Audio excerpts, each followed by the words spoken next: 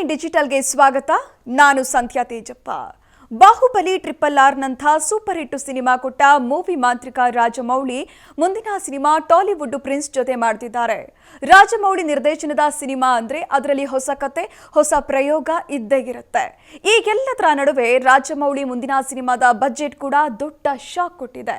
ಹಾಗಾದ್ರೆ ರಾಜಮೌಳಿ ಮಹೇಶ್ ಬಾಬು ಕಾಂಬಿನೇಷನ್ ಸಿನಿಮಾದ ಬಜೆಟ್ ಎಷ್ಟು ಕೋಟಿ ಗೊತ್ತಾ? ಇಲ್ಲಿದೆ ಕಂಪ್ಲೀಟ್ ಮಾಹಿತಿ.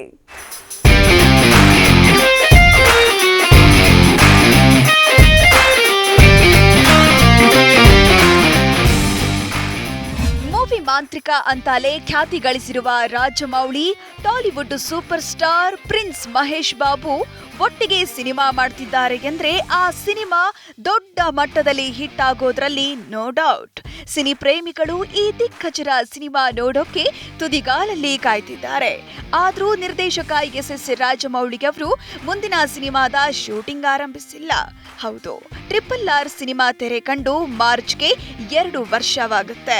ದೇಶ ಮಾತ್ರವಲ್ಲ, ವಿದೇಶದಲ್ಲೂ RRR ದೊಡ್ಡ ಮಟ್ಟಿಗೆ ಸದ್ದು ಮಾಡಿದೆ. ಈ ಸಿನಿಮಾ ಹಿಟ್ ಆದ ಮೇಲೆ ಜಕ್ಕಣ್ಣ ನಿರ್ದೇಶನದ ಸಿನಿಮಾಗೆ ಜನ ಬಕಪಕ್ಷಿಯಂತೆ ಕಾಯ್ತಿರ್ತಾರೆ. ಹೀಗಿದ್ರೂ ರಾಜಮೌಳಿಗವರು ಸಿನಿಮಾ ಚಿತ್ರೀಕರಣ ಆರಂಭಿಸಿಲ್ಲ.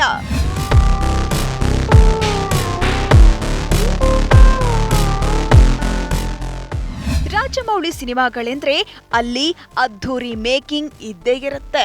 ಯಾರೂ ಮಾಡಿರದ ಪ್ರಯತ್ನ ಜಕ್ಕಣ್ಣನ ಸಿನಿಮಾದಲ್ಲಿರುತ್ತೆ. ಇದೇ ಕಾರಣಕ್ಕೆ ರಾಜಮೌಳಿ ಸಿನಿಮಾಗೆ ಕೋಟಿ ಕೋಟಿ ಬಂಡವಾಳ ಹಾಕಲಾಗುತ್ತೆ. ಈಗ ಮುಂದಿನ ಚಿತ್ರದ ಬಜೆಟ್ ದೊಡ್ಡ ಸದ್ದು ಮಾಡ್ತಿದೆ. ಎಸ್, RRR ಸಿನಿಮಾ 550 ಕೋಟಿ ರೂಪಾಯಿ ವೆಚ್ಚದಲ್ಲಿ ತಯಾರಾಗಿತ್ತು. ಮಹೇಶ್ ಬಾಬು ರಾಜಮೌಳಿ ಕಾಂಬಿನೇಷನ್ ಚಿತ್ರಕ್ಕೆ ಬರೋಬ್ಬರಿ 800 ಕೋಟಿ ರೂಪಾಯಿ ಬಜೆಟ್ ಫಿಕ್ಸ್ ಮಾಡಿದ್ದಾರೆ ಅಂತ ಹೇಳಲಾಗ್ತಿದೆ.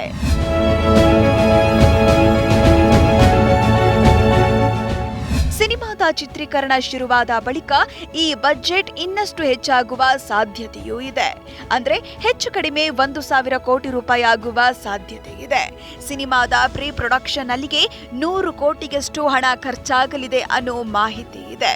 ಭಾರತದಲ್ಲಿ ಇಲ್ಲಿ ತನಕ ಇಷ್ಟು ದೊಡ್ಡ ಮೊತ್ತವನ್ನ ಸಿನಿಮಾಕ್ಕಾಗಿ ಖರ್ಚು ಮಾಡಿದ ಉದಾಹರಣೆಯೇ ಇಲ್ಲ.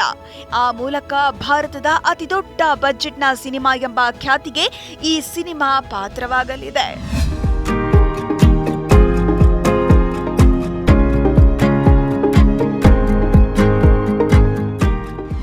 ದೊಡ್ಡ ಬಜೆಟ್ನ ಸಿನಿಮಾಗೆ ಬಂಡವಾಳ ಹಾಕ್ತಿರೋದು KL ನಾರಾಯಣ.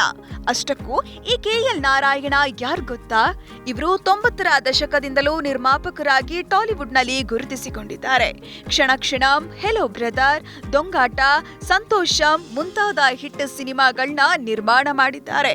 ಜೂನಿಯರ್ NTR ನಟನೆಯ ರಾಖಿ ಸಿನಿಮಾದ ನಂತರ ಬೇರಾವುದೇ ಸಿನಿಮಾವನ್ನ KL ನಾರಾಯಣ ನಿರ್ಮಾಣ ಮಾಡಿಲ್ಲ.